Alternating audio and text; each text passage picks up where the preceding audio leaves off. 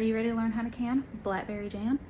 This is an easy start to CAN-uary. Actually, it's blackberry blueberry because as I was going through my freezer, I found blueberries. The blackberries and blueberries are high acid foods, so we would water bath can those, and we can do those together. We can mash them up and mix them up into one jam together. Blueberries I'm mashing up first. And then I'm gonna add my blackberries that I've made a mess on my counter. Okay, we're finished with our mashing, and this is what we're left with.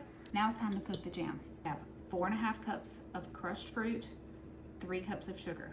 And then we're gonna add a touch of lemon juice, but that's it.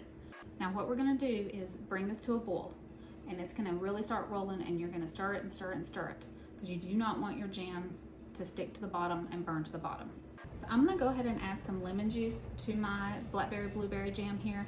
I'm doing 2 tablespoons because I did a little bit more than 4.5 cups of mashed berries. So again, that's an optional ingredient, and it's gonna start foaming. Now some people like to skim the foam off the top and some don't. Again, it's your preference. You can do it how you like it, how you and your family like it. Okay, we're almost at the gelling point, and this is where you can use a thermometer. You want 220 degrees. We're at 212 right now, so we're not quite there yet.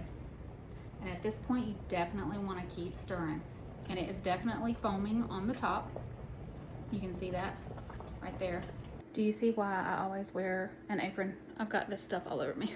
So I have it on the spoon, and you can kind of tell that it's thickened up on the spoon, and that's how I like it. If you like it thicker, you're gonna wanna boil it more.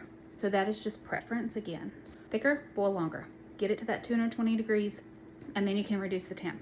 Now we're gonna put it in our jars and get it water bath canned. The next thing you're gonna wanna do is take distilled white vinegar and put it on a napkin, paper towel, and you're gonna go around the rims on all your jars because you're gonna clean the tops. That will help prevent any bacteria that might be on them. Lastly, we're putting our lids and rings on there. Now it's time to put them in the canner, and I just set them in there, and we're going to get a boil going, and they're going to boil for 15 minutes.